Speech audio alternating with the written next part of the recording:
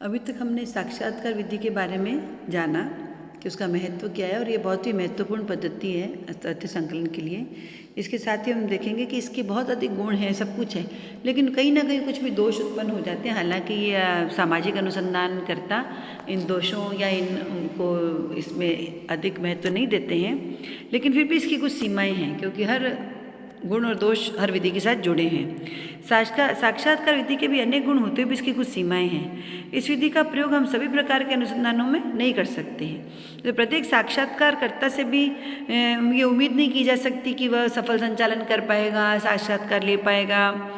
इसीलिए Shrimati PV young भी कहती हैं कि साक्षात्कारकर्ता समझदार होने पर भी दोषपूर्ण अंतर्दृष्टि, दोषपूर्ण स्मृति, सूक्ष्म दृष्टि की कमी और स्पष्ट अभिव्यक्ति की अयोग्यता से ग्रसित हो सकते हैं। अर्थात कई बार अनुसंधानकर्ता के अंतर्गत ही कुछ ऐसी कमियां होती हैं कि वह इस विधि का अच्छी तरह से उपयोग नहीं कर पाता है। हाइमन भी कहते हैं कि साक्षात्कारकर्ता प्राय अपने सूचनादाताओं के पास एक निश्चित प्रकार की आशा लेकर जाते हैं कि वह किस प्रकार से विशेष प्रश्नों का उत्तर देंगे। कभी कभी तो साक्षात्कार के दौरान ही शीघ्रतापूर्वक तथा अपूर्ण उत्तरों के आधार पर ये आशा कर लेते हैं। इसकी कुछ सीमाएं हैं, कुछ दोष हैं। जैसे पहला, दोषपूर्ण स्मरण शक्ति। साक्षात्कार में सूचनाओं को साक्षात्कार के दौरान नहीं लिखा जाता कई बार, तो साक्षात्कारकर्ता की स्मरण शक्ति पर भरोसा करना पड़ता है। तो प्रत्येक साक्षात्कारकर्ता की से यह अपेक्षा की नहीं जा सकती और वो भूल जाता है। तो इस प्रकार से भूलने की संभावना के आधार पर तथ्य छूट जाते हैं और सबसे अधिक महत्वपूर्ण होते हैं अनुसंधान में तथ्य ही। दूसरा, अभिनति अर्थात पक्षपात की संभावना। तीसरा, हीनता की भावना।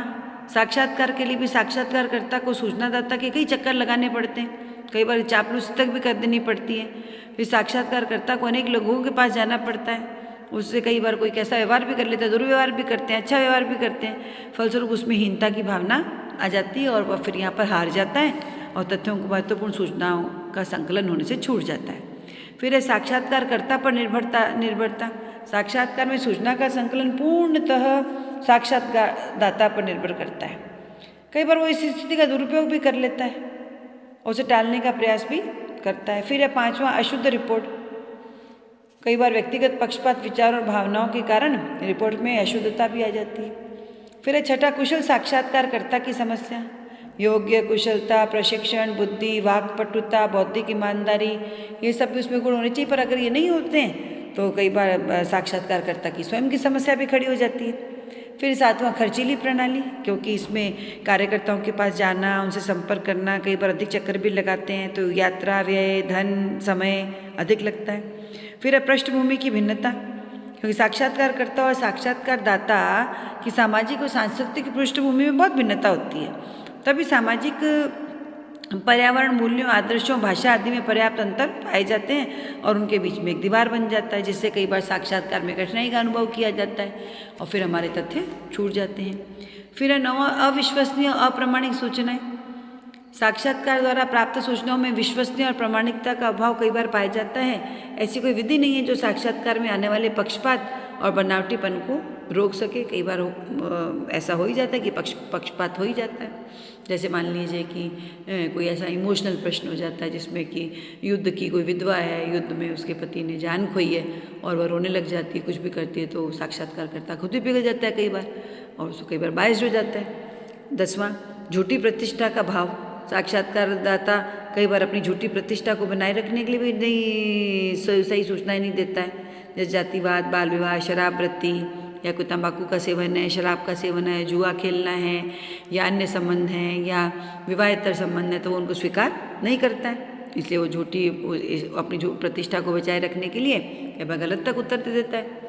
फिर इसी प्रकार है 11वां, अपूर्ण सूचनाएं। कई बार सूचनादाता कुछ सूचनाओं को महत्वहीन समझ करके छोड़ देता है, उस घटना के बारे में अपर्याप्त जानकारी हो सकती है। फिर 12वां, प्रशिक्षण का अभाव है, लैक ऑफ ट्रेनिंग है। साक्षात्कार के लिए ऐसे कौशल में प्रशिक्षित साक्षात्कारकर्ताओं की आवश्यकता होती है, जो मनोविज्ञान और मानव व्यवहार का जिनको ज्ञान होना चाहिए और साक्षात्कार संचालन का बहुत अनुभव होना चाहिए। संचालन भी एक अपने आप में एक बहुत बड़ी कला है। फिर 13वां, कई बार सूचनादाता अनावश्यक रूप से विषय से परे जाकर बोलता रहता है। उसको कई बार ऐसा भी होता है, हमने व्याख्यान में भी देखते हैं, किसी को विषय पर बोलना होता है और वह विषय से हट करके बोलना शुरू कर देता है, तो इस प्रकार मजबूरन कई प्रकार की समय की बर्बादी होती है। फिर लास्ट में सूचना चाहता हूँ कि मानसिक स्थिति में भी असमानता और अस्थिरता पाई जाती है, जहाँ पर एक बुद्धिमान और योग्य और विवेकशील उत्तरदाता होते हैं, वहीं दूसरी ओर अशिक्षित उत्तरदाता भी होते हैं। तो कुछ घटनाएं भी ऐसी हो सकती हैं जिनकी याद दिलाने पर वे क्रोधित और उत्तेजित हो जाते हैं, पर फिर भी इन सब दोषों को देखते हुए भी साक्षात्कारकर्ता साक्षात्कार की विधि एक बहुत ही महत्वपूर्ण विधि अनुसंधानों में।